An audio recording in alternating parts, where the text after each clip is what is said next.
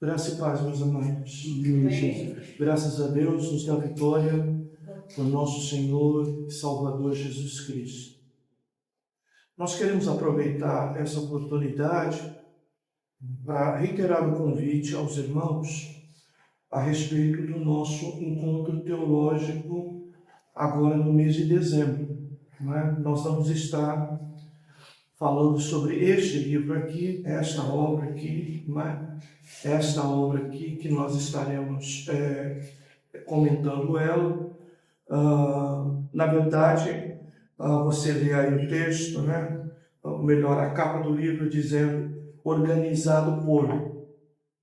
Então, este livro, a fé que nos foi dada, ele é uma coletânea de exposições de várias pessoas, de vários teólogos, de vários pastores, onde o Kevin DeWang, ele organiza esse material.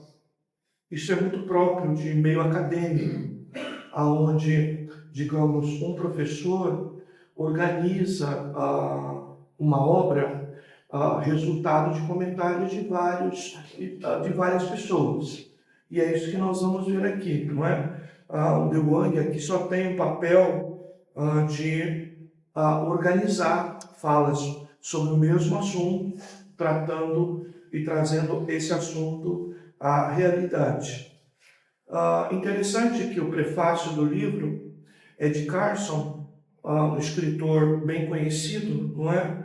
E ele fala que nós vivemos uma geração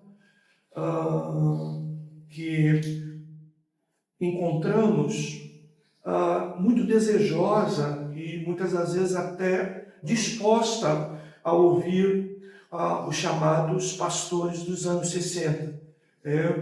Uma espécie de ideia de mentoria.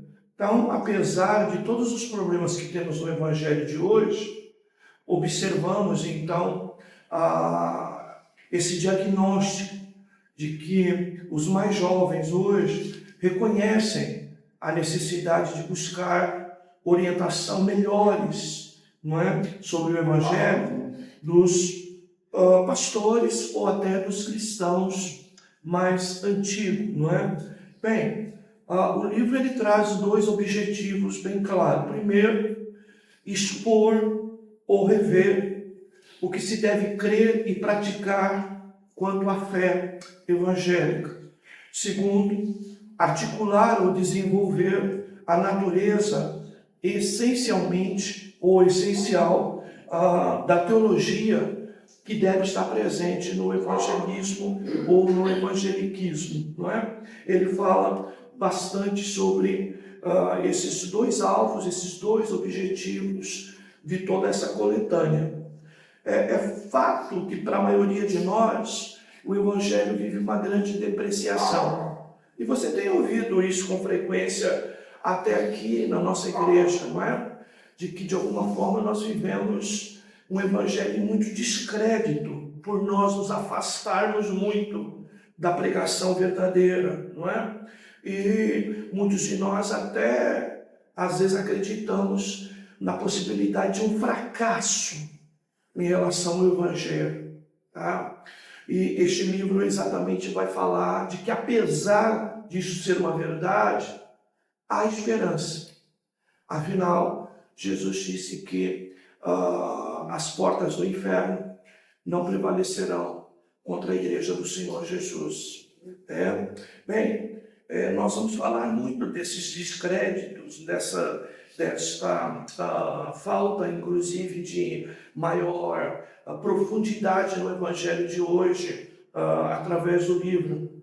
Mas vamos trabalhar principalmente essa ideia de que a nossa esperança deve ser renovada, apesar dessa ideia de caos que nós observamos.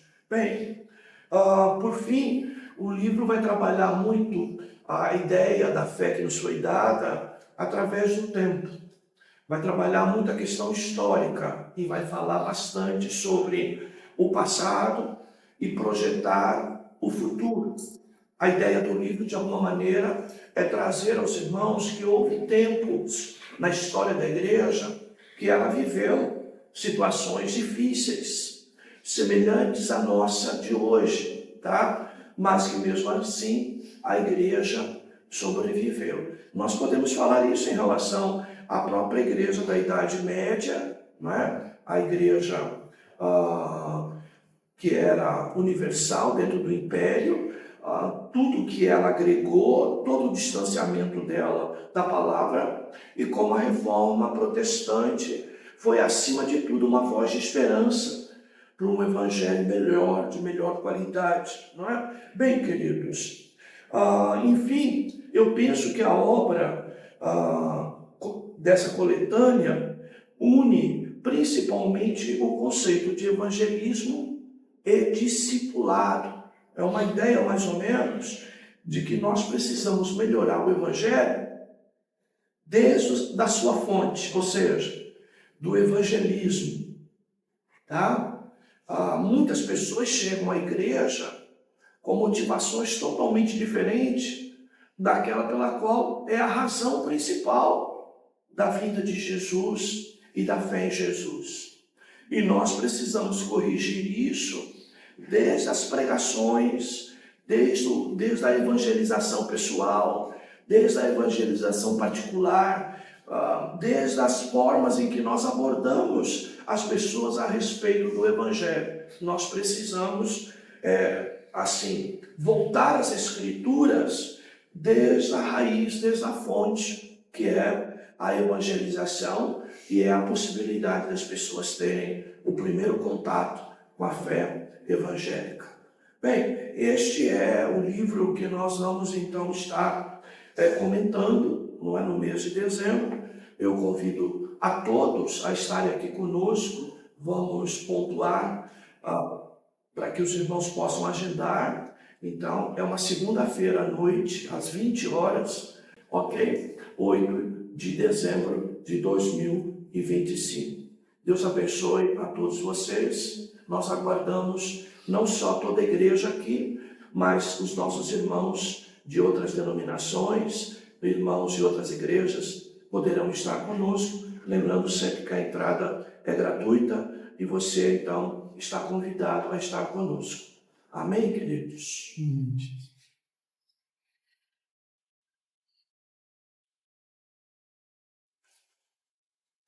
Agradeço a voz da consciência, chamada Luciana.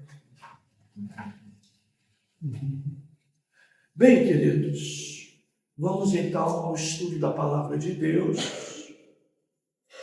Nós já lemos o texto, então, de Atos dos Apóstolos, capítulo 9, do 32 até o 43. Foi a leitura bíblica para sustentar, então, o nosso comentário sobre o estudo expositivo de Atos dos Apóstolos. Bem, queridos, você vai lembrar da aula passada que uma das ênfases que demos é que após a prisão, após a conversão de Saulo, nós tivemos em Jerusalém e na região um breve período de paz para a igreja. A igreja viveu um certo tempo de paz, não é? Diante do drama, de certa forma, que foi para os religiosos da época a conversão de Saulo, tá, queridos? De certa forma, com a conversão de Saulo, a gente passa a ter uma certa paz religiosa nesta região. Nós vamos identificar outros problemas, as cartas de Paulo mesmo falam, né? De outros problemas que o próprio Paulo vai ter diante da comunidade judaica, de lugares distantes de Jerusalém.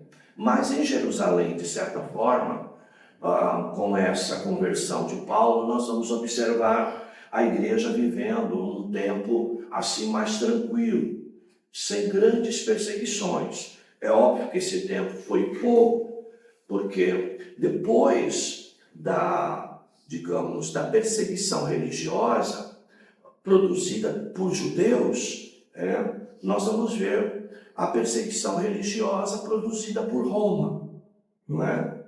Mas isso é um pouco mais à frente. Há um intervalo aí em que a igreja, de alguma forma, usufrui, tá, dessa serenidade religiosa, principalmente na sua raiz, que é Jerusalém e adjacências. O texto que nós temos hoje, ele não tem muita informação de caráter doutrinário. A nossa maior preocupação sempre é falar um pouco da história, mas extrair do texto aquilo que é principal no texto, que é o ensino bíblico.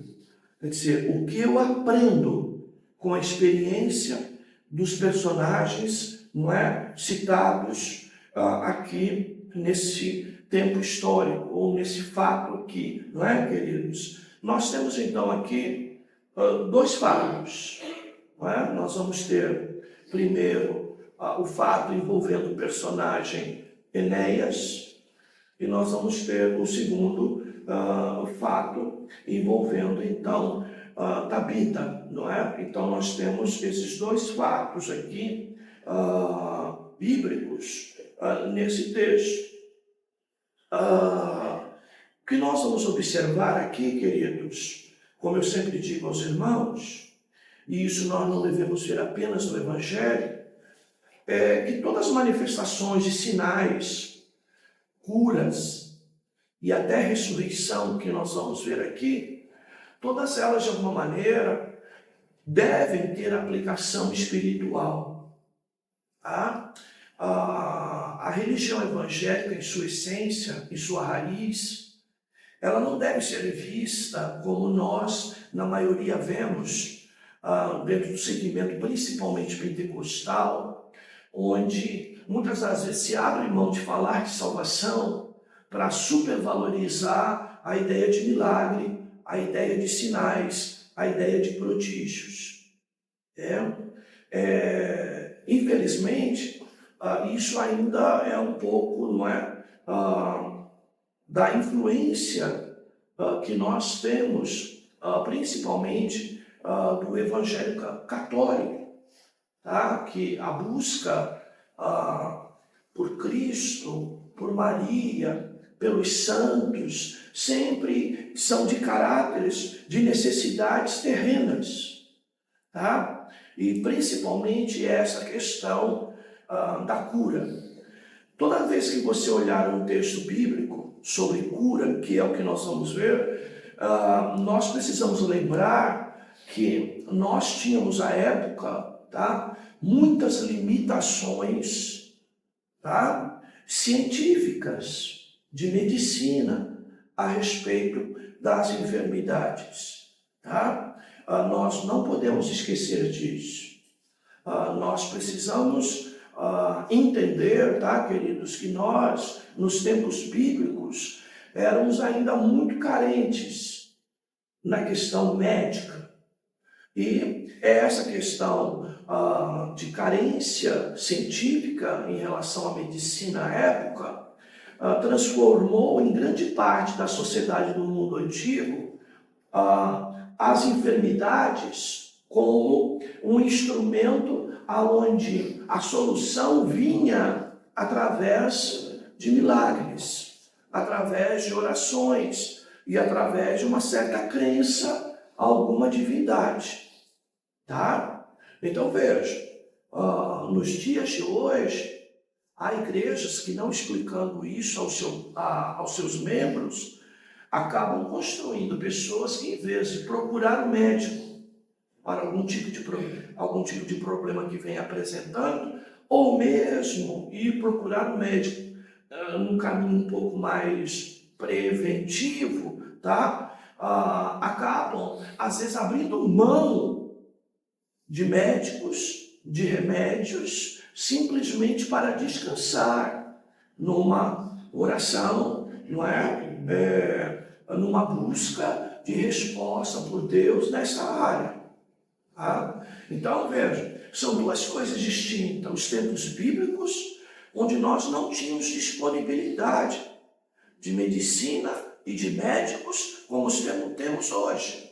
Tá? Isso é uma coisa. E a outra coisa, irmãos, é o extremo de eventualmente não irmos ao médico, porque acreditamos unicamente, exclusivamente na chamada cura divina. Tá? Eu já contei casos aqui, por exemplo, de irmãos, não é? Na minha história da Assembleia de Deus, por exemplo, em que, dado a uma profecia oral, a irmã que tomava um remédio pesado para tratar câncer, não é? E todo o tratamento do câncer, que vai além de remédio, não é? Essa pessoa, ao ouvir determinada profecia, ela jogou seus remédios fora, tá? Abandonou o tratamento e veio a um estado de dificuldade de reversão da doença, que progrediu muito, e em poucos meses essa pessoa veio a óbito. Tá? Então vejam, queridos, o quanto uma escola bíblica, o quanto, não é, uma boa orientação, né, nessa área é relevante, é importante. Pode não ser o caso da nossa igreja, que é bem instruída, penso eu. Porém, queridos, nós temos igrejas ainda e crentes que defendem este modelo de abandonar tratamentos, remédios, médicos, tá? E são consideradas, inclusive, pessoas com falta de fé, se fazem esse tipo de opção de procurar isso, não é? Então, queridos, como eu disse para vocês já há algum tempo aqui, mesmo quando eu tomo uma cibalena, não é? Para lembrar o povo antigo, né? Mas mesmo quando eu tomo uma cibalena, eu oro e creio que Deus vai utilizar o remédio, não é? Para aliviar certos prejuízos que a gente está tendo, tá? Então isso é importante e relevante. Por quê, irmãos? A sabedoria que o homem tem, tá? A sabedoria que está envolvido na área da ciência, aquilo que a Bíblia não desaprova, nós devemos ser os primeiros a ter informação, a orientar as pessoas, tá, queridos? E ter essa consciência da relevância e da importância desta necessidade, tá? E dessa realidade e dessa possibilidade, tá? Outra coisa que vale a pena falar historicamente é que nós, e a maioria de nós viemos do mundo pentecostal, nós temos dificuldade de lidar com uma palavra chamada cessacionismo, né? E temos muita dificuldade com ela. Mas, por exemplo, cessacionismo não seria um pouco a resposta, tá, para a realidade que nós temos hoje? E qual a realidade que nós temos hoje? A realidade que nós temos hoje é de que muitos irmãos se queixam do porquê não vemos mais, tá, tantos milagres como houveram na igreja primitiva. É uma das queixas de muitos irmãos. Quantas vezes recebi perguntas, né, no rádio sobre essa realidade? Grande parte do meio pentecostal vai justificar essa ausência de milagres por conta da multiplicação da iniquidade. Quando a Bíblia diz que se por multiplicar a iniquidade, o amor de muitos se esfriarão.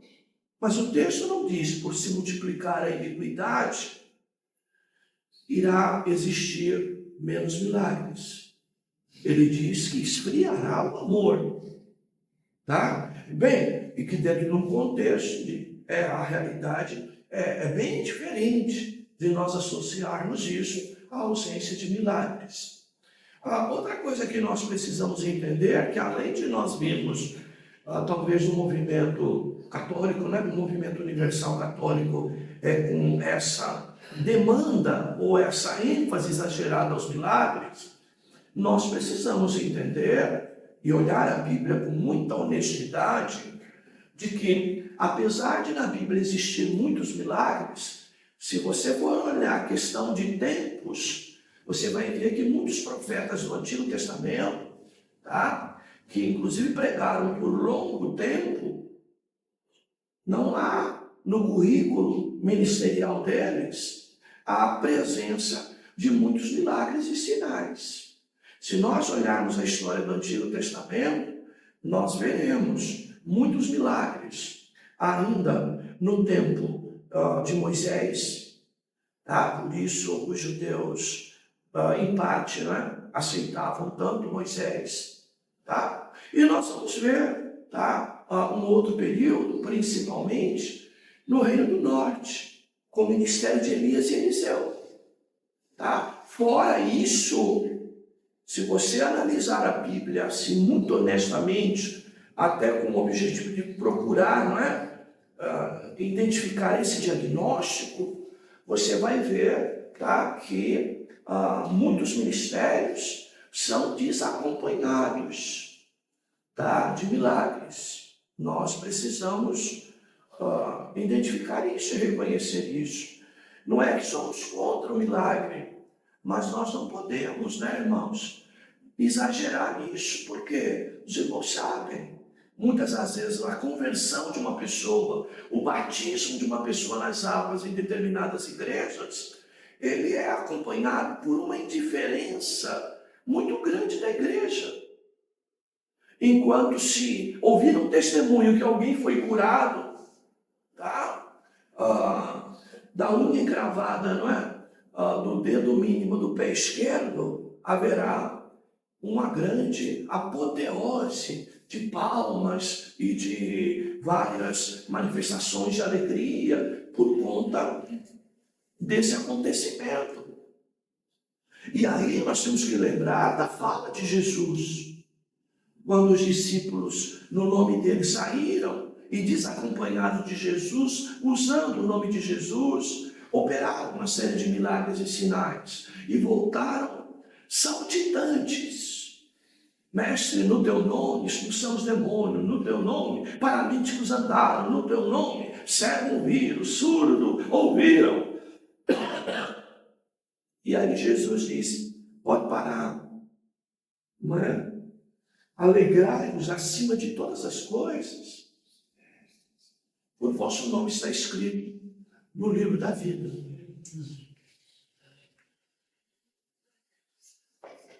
Então você vai observar que o nosso comentário, ou no nosso comentário, há coerência, tá?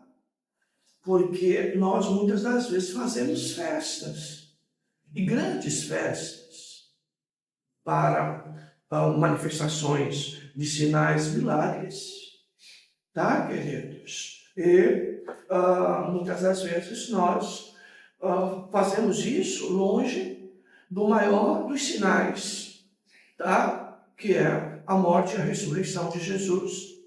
Quando o Senhor, inclusive, disse que a essa geração se daria o grande milagre, o grande sinal seria o Filho do Homem estar, não é, debaixo da terra por 3 dias, não é?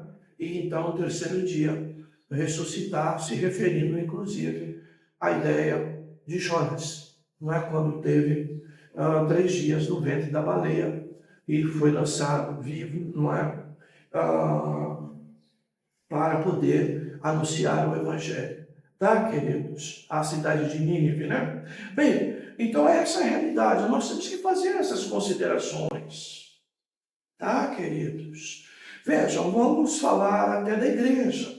Quando os pedidos de oração chegam aqui, tá?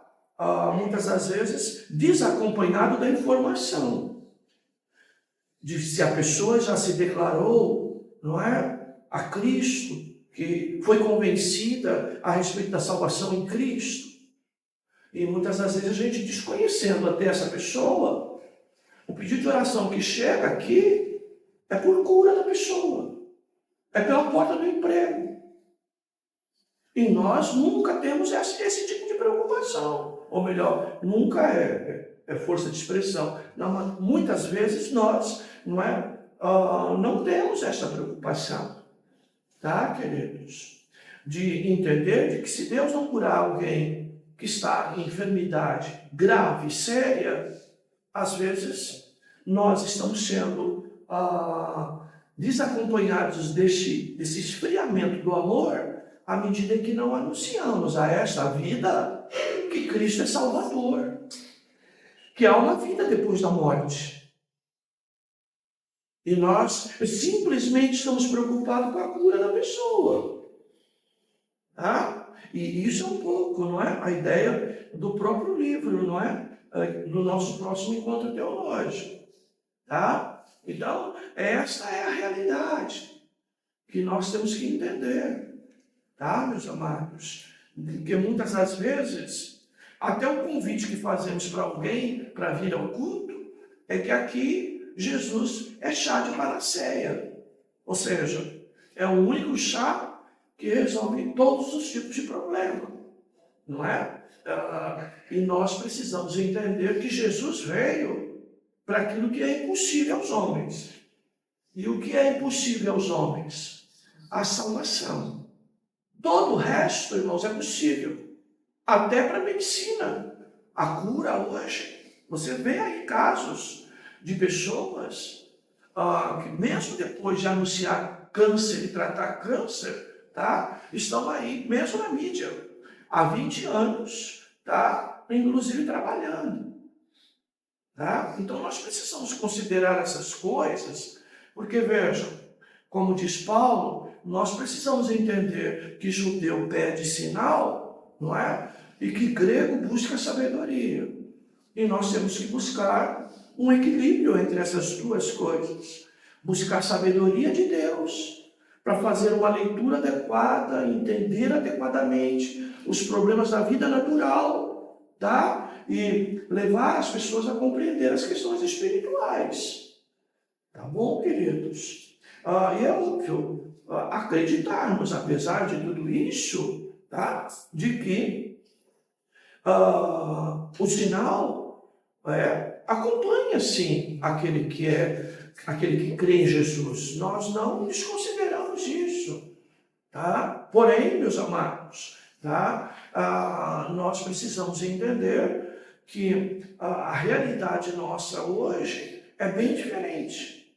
Então, até ser levado a um hospital sério, cair na mão de um médico sério, de enfermeiras sérias, tá? É uma dádiva de Deus. E nós precisamos aprender a orar até por isso. Tá? Por quê? Porque às vezes nos deparamos, tá, com profissionais mal formados, profissionais sem qualquer exercício daquilo que a gente chama hoje em dia, né?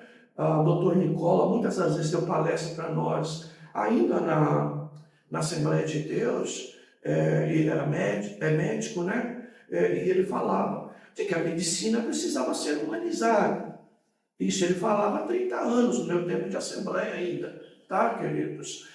E muitas das vezes hoje o que a gente não observa é a humanização na área médica, tá? A gente fica mais doente na fila, esperando um atendimento, sendo maltratado, do que a própria doença em si. Infelizmente. Mas quando encontramos médico bom, um tratamento que dá certo, um medicamento que é adequado e coisa parecida, nós temos que ser muito gratos a Deus por isso. E entendermos, pela ideia da providência, que Deus providenciou todos esses recursos ao nosso benefício. E que isso é dádiva de Deus, é graça de Deus. Tá, meus amados? Bem, eu penso que essas considerações são relevantes, importantes, não é? Porque nós não cremos em alguém que tem o dom específico de cura, como tiveram os apóstolos. Você vai ver no caso de Pedro aqui. Não havia conversa. Não havia, orei, vamos esperar se dá certo. Não. Você tem resposta imediata. Você tem mudança imediata. Você tem alterações imediatas. Tá, queridos? Mas nós entendemos e cremos que Deus pode orar, Deus pode usar a oração de qualquer um de nós. Das pessoas mais simples. De uma igreja inteira. Tá? E pode efetivamente operar esse milagre. Através da oração de uma pessoa, e que às vezes ora por um e é curado. Ora por outro e a pessoa morre. Tá?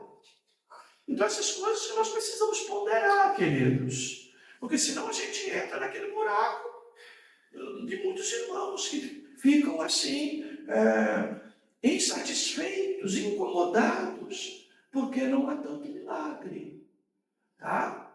Então, você vai ver, hoje nós temos vivido situações horríveis. Tá? A mídia às vezes passa alguma coisa, mas nós temos tido caso, tá? De irmãos, inclusive, que no velório, ou mesmo à beira do sepultamento, tá? Extremistas nessa área oram, repreendendo para eles, tá? O espírito da morte, tá? E fazem um barulho tremendo em cemitérios, em velórios e até à beira do sepultamento, para que Deus ressuscite alguém. E isso só vira escândalo e descrédito para o próprio Evangelho. Tá, queridos? Então a ênfase que nós temos que ter é segundo a tua vontade, ó Deus. Tá? Faz o melhor por essa vida. E principalmente a sua salvação.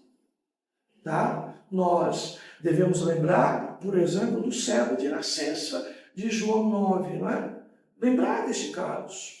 Quem que pecou? Ele ou seus pais? E uma conversa, uma resposta que vale para tudo. Ele foi curado para que nele se manifeste a glória de Deus. Tá? Então, temos que entender que até esse benefício não é apenas para o privilégio de quem está recebendo a chamada graça. Certo? Mas é para aquilo glorificar a Deus. Aquilo servir de elemento, inclusive, não é? Para evangelização. Tá? Servir aquilo como elemento de graça. Como nós dizemos.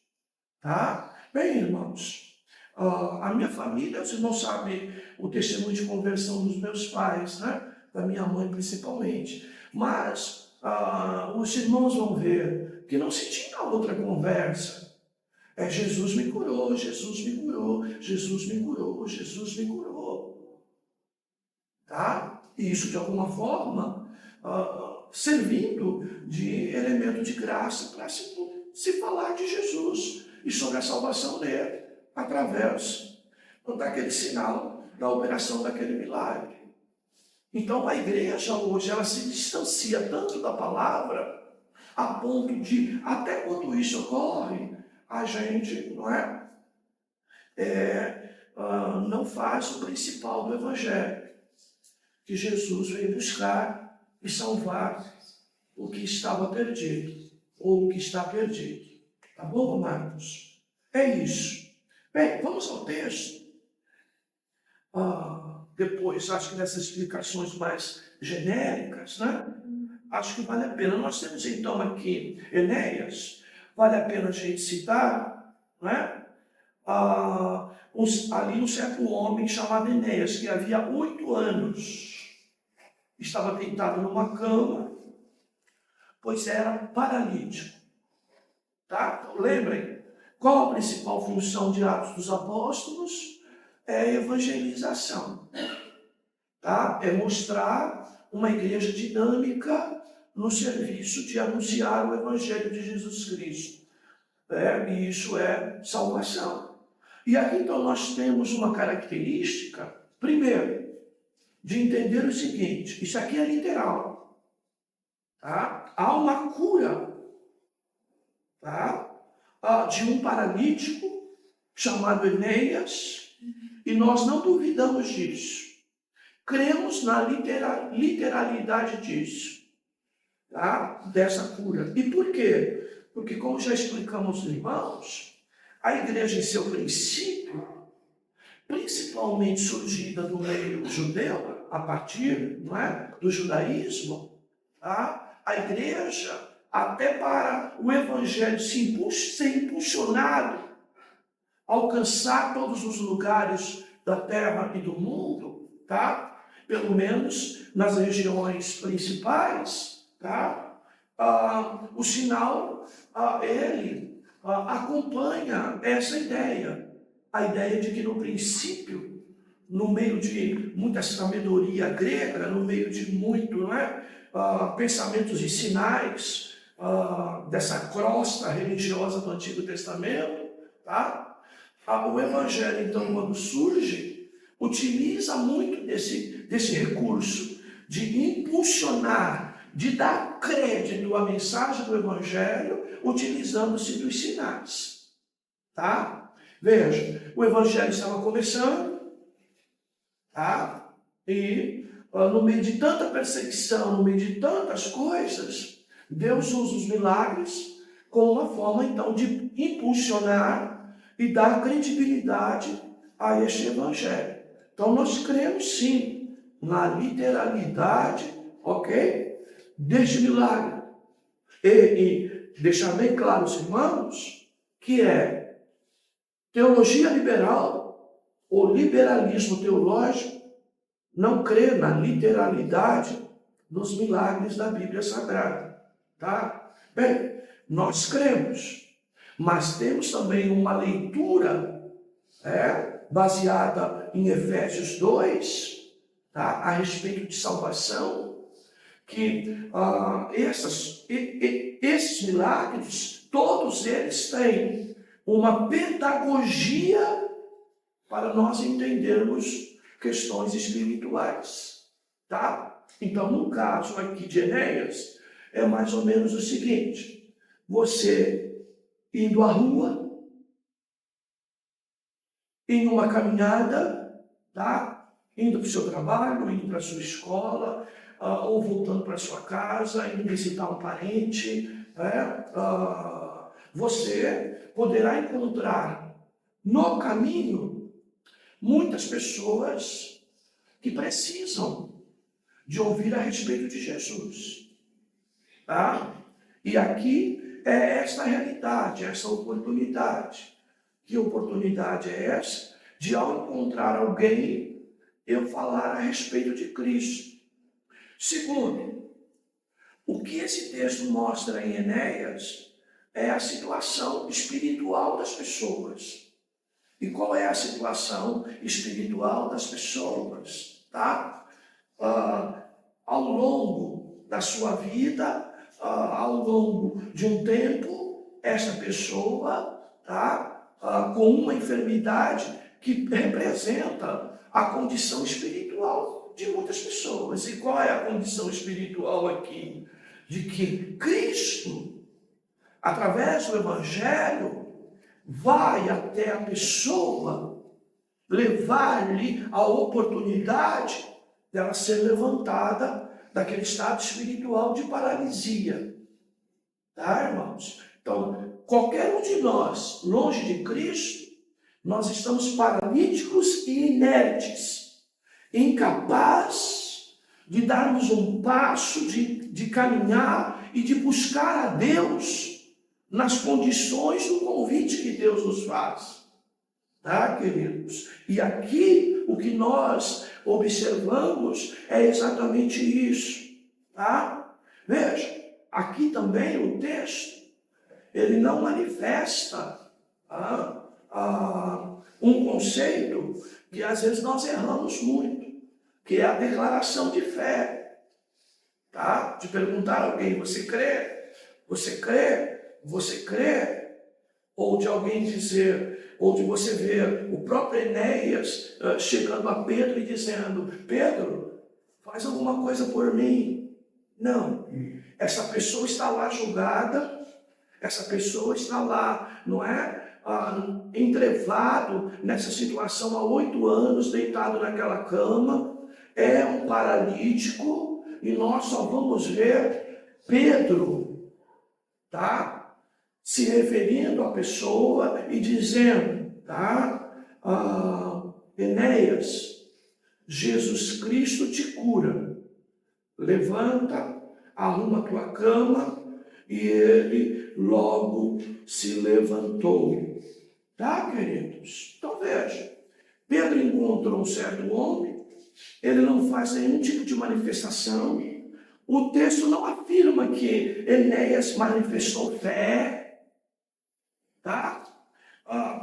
Que passou pela cabeça de Enéas que poderia ser curado de maneira milagrosa, o texto não fala isso, tá? Pastor, então quer dizer que isso não ocorre? Pode ocorrer sim. De você perguntar para alguém se ela tem fé na pessoa de Jesus, dela fazer até uma oração de fé, mas isso não é exclusivo, isso não é único, tá? Porque nós cremos que a fé também é dom de Deus. Então, quando a pessoa manifesta essa fé salvadora, que é o que estamos nos referindo, tá? Deus já comunicou isso a ela, tá? Já lhe deu essa possibilidade de crer. Mas veja o texto, olha bem o texto. O que Enéas faz no texto? Nada. Né? Não há uma atitude de Enéas, a não ser, tá, queridos? É óbvio, né? De ouvir a voz, tá? De que está sendo curado, de que é para levantar e arrumar a cama. E a Bíblia diz que logo se levantou. Tá, irmãos? Então vejam bem o texto. Seja sincero no texto. Então, quantos de nós aprendemos, principalmente na escola pentecostal, tá, queridos? Que é preciso dizer, eu tenho fé. É preciso, não é? Declarar. É preciso acreditar. Mas aqui a Bíblia não faz nenhuma referência a isso. O que nós queremos dizer é que quando Deus quer salvar, tá? Ele vai levantar esse paralítico. Ele vai dar força às pernas de alguém. Ele vai manifestar a sua graça de maneira tal que essa pessoa vai se levantar. E depois, então, da voz de Deus chamando a pessoa, tá? Ela, então, vai ter movimentos em relação a Deus, curada da sua paralisia. E essa cura não depende da pessoa. Essa cura depende da vontade de Deus, de querer levantá-la, de querer que ela, né, possa levantar e agora de pé, arrumar sua cama e caminhar. Ok, queridos? Caminhar como? Caminhar falando, tá, a respeito da pessoa de Jesus Cristo. Tá, queridos? Então, vejam, irmãos, eu descanso muito nessa palavra. Eu não quero que vocês me vejam assim, de maneira, a usar um texto como esse para ser omisso, tá? Para não ajudar as pessoas a encontrar a Cristo à medida que tem contato com elas, tá? Mas, infelizmente, os irmãos sabem que muitas declarações de fé não se sustentam no coração. Ela é apenas palavras, só da boca. tá? E quantas das vezes a gente se decepciona? Ah, falei de Jesus para a pessoa. Ah, criei na igreja a vida toda. E agora não quer saber nada de Deus. Tá, queridos? Bem, não é querer jogar a responsabilidade sobre Deus. Tá? No sentido de cobrar. Mas é de entender. Tá? Que se Jesus quiser salvar, irmãos, não há paralisia, aleluia, que o impeça. Se Jesus quiser salvar, não há qualquer dificuldade ou resistência que essa pessoa tenha, que ele não venha fazer. Tá? E aí o que você vai ver, a ênfase aqui de Pedro, tá? Que assume claramente que a cura é por meio de Cristo. E veja a expressão, Jesus Cristo, histórico e divino, humano e divino, como já explicamos para os irmãos. Tá? E ele aqui enfatiza bem esta realidade. Tá? E é até realidade que nós temos diferente em outro lugar, porque aqui o que nós vamos observar não é a possibilidade deste homem ter um encontro de salvação a partir desse elemento de graça aqui. Tá, queridos? Bem, então, essa é a realidade que nós gostaríamos de passar para os irmãos. Eu repito, eu não sou contra, tá, irmãos? Alguém declarar a fé, eu ajudar a pessoa a orar no primeiro momento. Eu não sou contra isso. Mas eu quero dizer aos irmãos que Deus não opera somente assim. Pode operar de outras formas, tá? De outras maneiras. Como é o caso da filha de viúva de Naim, que vocês viram pregar algumas vezes aqui. O filho da viúva também. De quem era a fé lá? De quem era a fé? Tá? Da mãe que chorava, da multidão que acompanhava para o velório. Alguém acreditou na possibilidade disso antes? O que nós vemos é Jesus intervindo.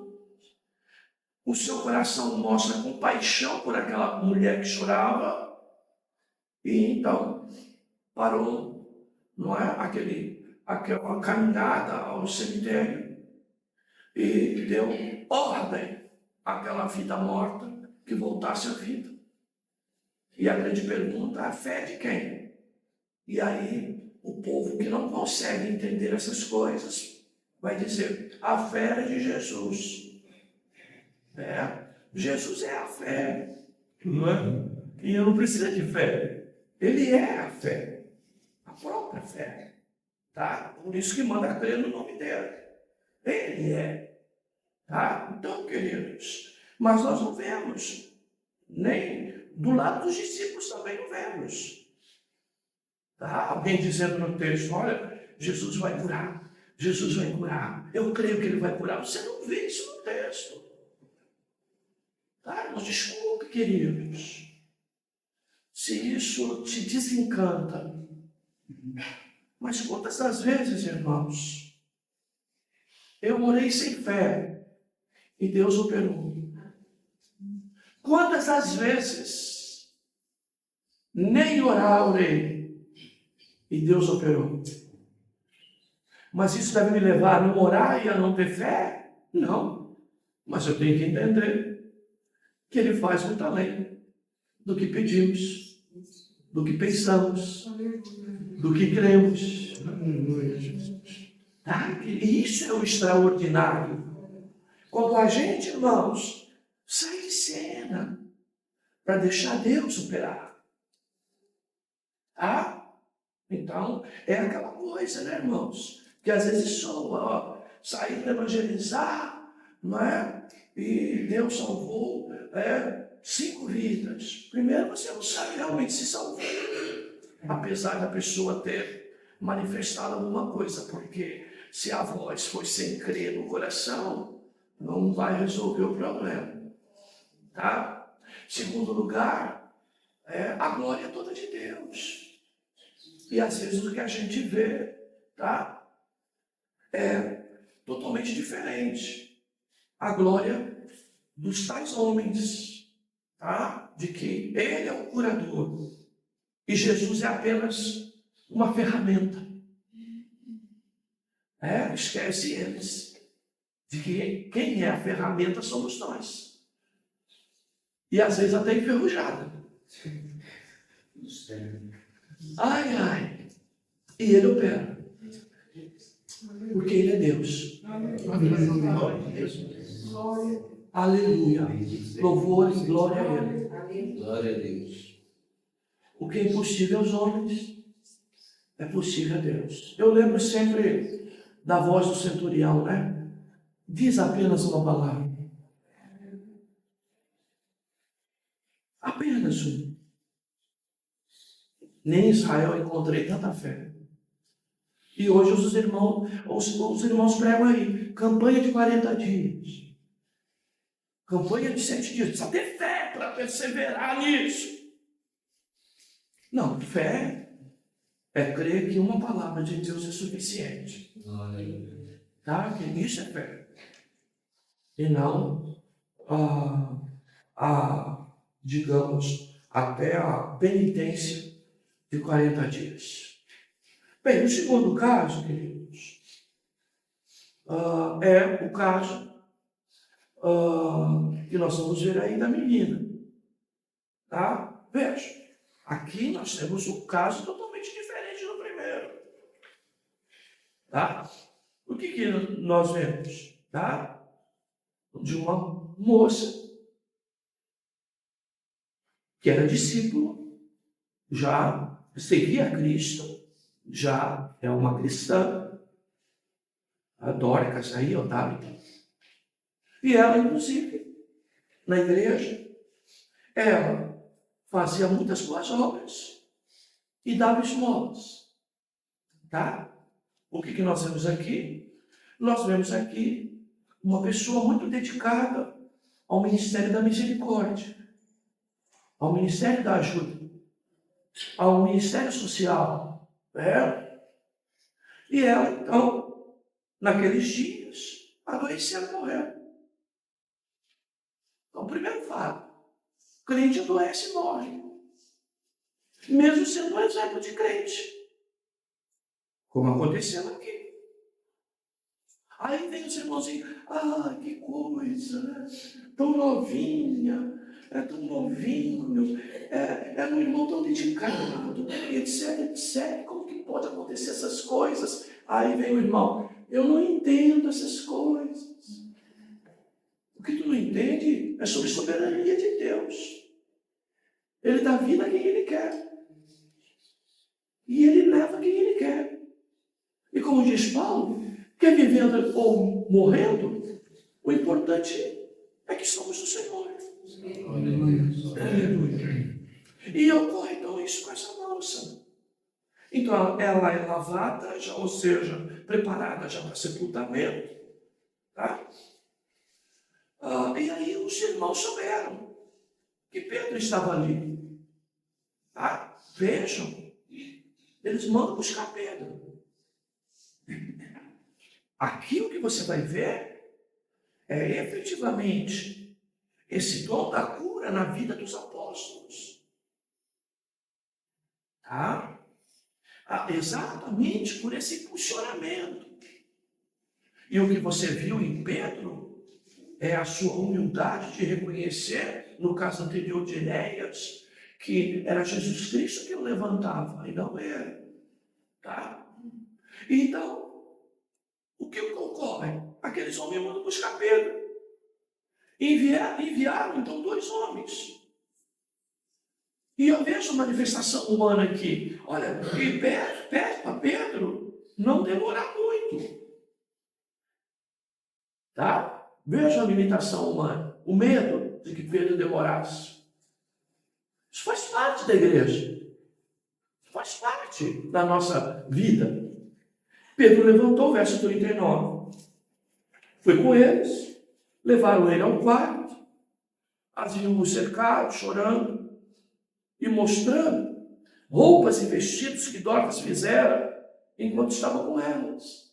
Olha só, uma moça, uma jovem, tá, queridos, que era seguidora de Jesus, de que dava esmolas, de que costurava, inclusive, para as mulheres lá, tá?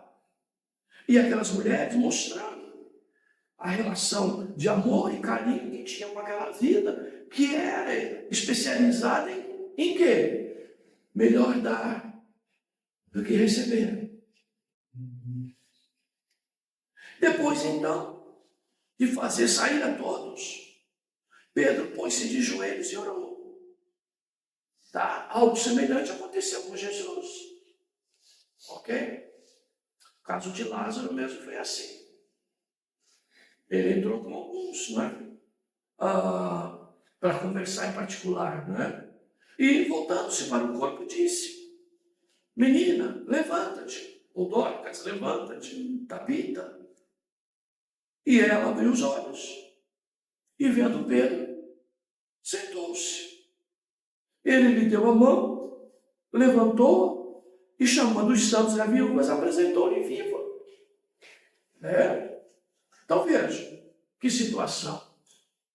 Então, no meio de nós, pode acontecer infortúnios como esse. Porém, Deus é poderoso de operar. E aqui o que nós vemos é, efetivamente, a ideia de uma ressurreição. Tá? E você vai ver as expressões que Pedro usa. Tá? Pedro, neste caso, pôs-se de joelho e orou. No caso de Enéas, não foi assim. O que aconteceu? Estava em casa. Casa de crente. Possibilidade de dobrar o joelho e orar. Não é todo lugar que não tem possibilidade de dobrar o joelho e orar. Outro dia, estava num restaurante, tinha um grupo de irmãos, né? Inclusive uma antiga aluna, numa outra mesa. E depois que terminaram a refeição, fizeram oração dentro lá do restaurante. Um deu a mão para o outro. Um e o outro começou, né? A dar uma balançadinha tradicional. Fizeram aquele alvoroço. Todo mundo olhando para aquela situação. Tá? E aqueles irmãos fazendo a manifestação desse jeito. Olha, irmão, será que para nós é difícil entender que tem certos lugares que nós temos que ter discrição? Que nós podemos orar sem ficar impondo, né? A voz, tá, queridos? Gritando, falando alto, tá? É uma comemoração apenas entre eles. Precisa desse barulho todo? Então há lugares, irmãos, que a nossa oração é em silêncio. Tem lugares que o nosso testemunho vale mais do que as palavras que nós damos. E tem lugares que essa possibilidade nos é oferecida. Tá? Outro dia eu ouvi também um pregador pentecostal falando que estava todo mundo dentro do restaurante. Desceu uma glória. Tá? E quando viram, não é? O tal pregador que estava com eles estava debaixo da mesa. Não é? Bem, queridos, complicado isso. Precisa isso, queridos. Isso fala mais de Deus. Isso mostra mais de Deus. Então, irmãos, a Bíblia diz que Deus recebe um coração contrito, um espírito abatido. Quem em contrição e abatido, tá, consegue fazer esse tipo de coisa? Então, o que eu quero dizer? Existe hora e momentos. Tá? Como eu sempre disse para os irmãos aqui, tá? Hoje a lei está mais rígida, tá? E eu tenho tido assim, informação, tá? De que há situações que têm sido negado, tá? Alvará para igrejas em meio a residências. Eu sempre disse para os irmãos aqui que nós tínhamos que aprender o quê? A orar baixo, a ter cuidado com os horários. Por quê? Nós estamos cercados de casas, de residências. Perdão, tá, queridos? Eu não moraria do lado de uma igreja pentecostal. Não moraria. Eu gosto de silêncio, de sossego. Ainda que minhas pregações evangelísticas sejam um pouco mais eloquentes, tá? Mas nós precisamos entender que há circunstância e situação. E isso é sabedoria que vem de Deus. Se tornou uma casa de crente, desculpe. Não vou orar com a televisão ligada, nem no mudo. Eu vou pedir para desligar. Mas se estou na casa de incrédulo, eu vou dar indiretas para a pessoa se tocar. Mas eu não vou invadir a pessoa dizendo, desliga essa miséria aí. Irmãos, nós precisamos. Desculpe, tá, irmãos, isso é coisa até de berço, tá? Isso é coisa até de berço. E nós precisamos aprender a educação, a abordagem. Tá? Eu citei aqui no seminário algumas vezes o conceito de capelania, não é? Os irmãos querem fazer culto ao ar livre próximo ao hospital, na esquina do hospital, ligar alto-falante. Não precisava ter vindo a lei dizendo que a gente não pode fazer isso. Porque até buzinar na frente do hospital, existe lei. Que nós devemos ser cautelosos. Por isso está as placas lá. Hospital, 50 metros, 100 metros. E se falta placa, tá? É do problema, não é? Do município, do local. Então, queridos, temos que tomar cuidado.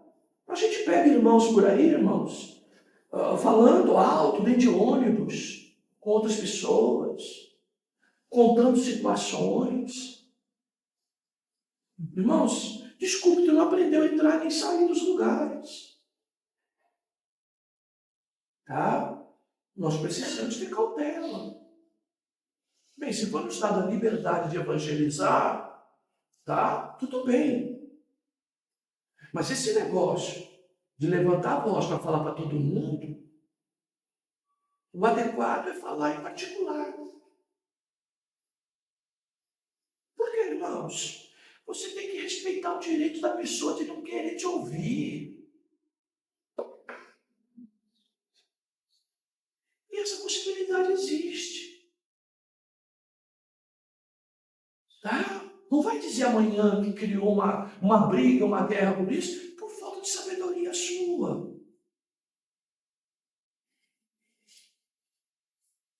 Porque nós somos alguns mendigos que estão aí no semáforo, não é? E se você não abrir, baixar o vidro para falar com ele é capaz de espancar o carro.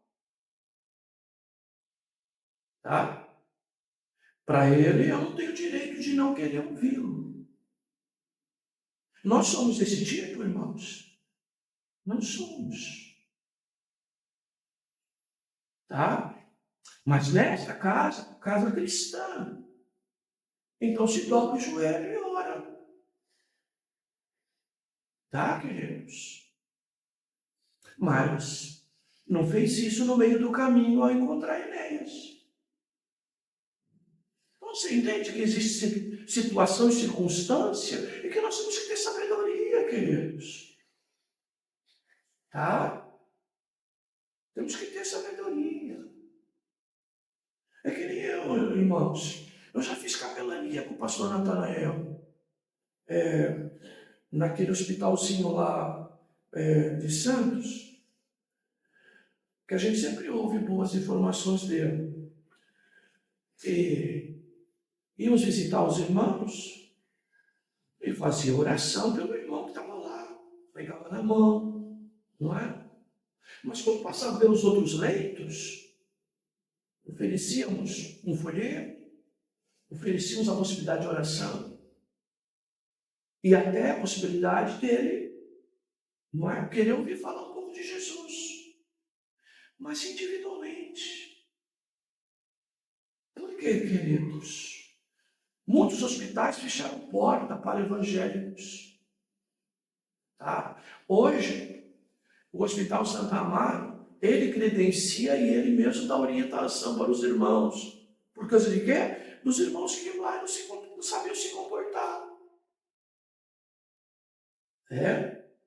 Então, nós precisamos pedir sabedoria de Deus.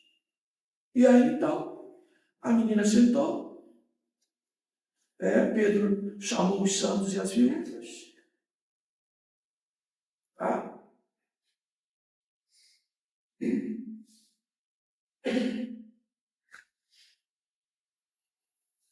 E esse acontecimento se tornou conhecido a todos. E muitos creram no Senhor. Olha o objetivo. Muitos creram no Senhor. Olha lá. Através do milagre de Dorcas, a notícia correu e muitos creram no Senhor. Tá, meus amados? Então, qual o objetivo aqui? Através da cura ou da ressurreição da moça, isso foi usado como elemento de graça. Tá, queridos? Então, queridos, são essas coisas que nós precisamos entender no sentido de nós compreendermos que nós temos que ter sabedoria, que nós temos que aprender a pedir a Deus como eu ajo em uma coisa ou outra. Tá, queridos? E nós precisamos, tá, queridos, ter esse tipo de cuidado, não é? É que nem aquela coisa, né? De que às vezes, né? Nós vamos evangelizar, ou vamos até visitar um irmão, uma irmã, tá, queridos? Então, é aquela ideia, né, irmãos? Que nós temos no Ocidente. A visita se recebe na sala. Se alguém está acamado, não pode levantar, a gente vai até o quarto, sob autorização de alguém. Mas tem gente que não respeita isso. Que até ao entrar na casa de alguém, não é? Quer invadir cômodos privativos. Sem o devido pedido, não é? De que se pode ir até lá, ou ser convidado de ir até um lugar privativo. Tá, queridos? Nós precisamos, tá? Tomar cuidado com isso. Eu digo, até no hospital, né? Às vezes a gente chega, né? Eu mesmo tenho quarto coletivo, pôr o rosto na porta e dizer, podemos entrar? Por quê? Às vezes estão trocando uma pessoa lá. Eu vou invadir esse espaço? Então, queridos, Deus nos dê graça, tá, irmãos? Deus nos dê sabedoria para lidar com tudo isso. Amém, queridos?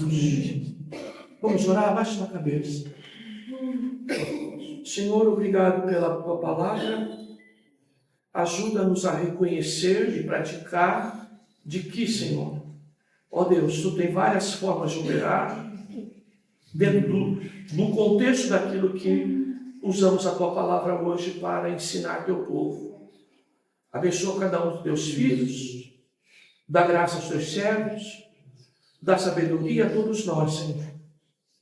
Apresentamos diante de ti, mesmo à distância, aqueles que por vezes não podemos estar juntos, que não podemos estar ali do lado, mas sabemos que o que ela precisa é do teu Espírito, é da tua presença na vida dela.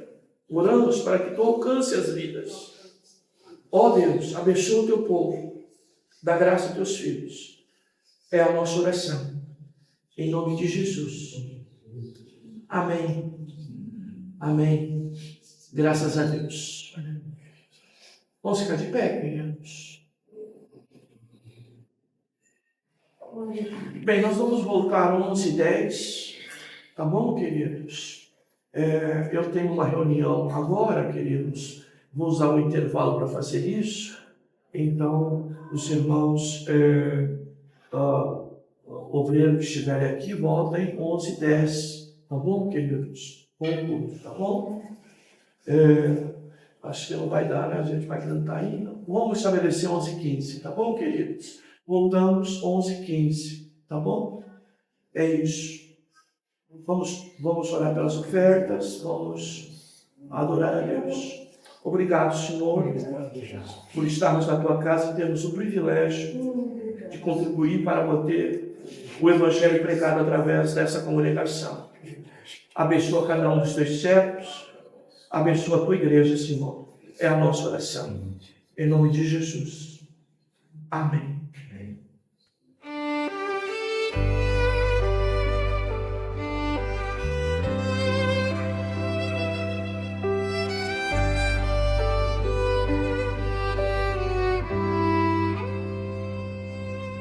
Da cruz vem a esperança, do sangue a expiação. Meu coração se derrama, Senhor. Recordo a dor que por mim carregou. O santo traspassado na cruz, minha culpa o teu sangue lavou. O que parecia derrota era o teu plano de amor. Na dor que rompe a noite, nasce a luz do Salvador.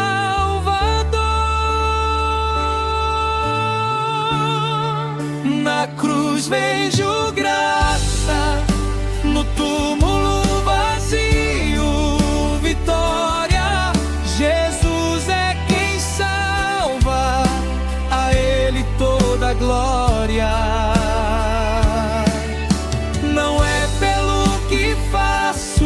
É pela tua redenção. As obras que eu vivo são fruto da transformação.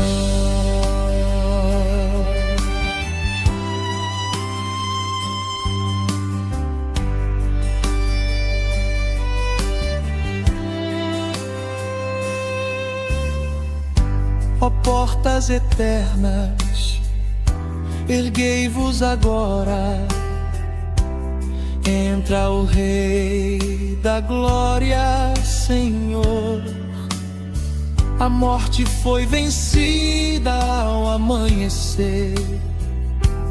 Ele vive, Ele reina em poder. Da cruz ao trono eterno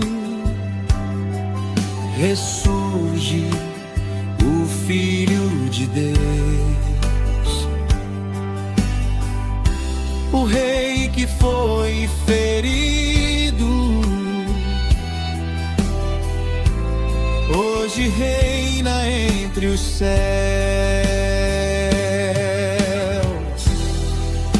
Da cruz vem a vida, da graça o perdão. Caminho contigo, habita em meu coração.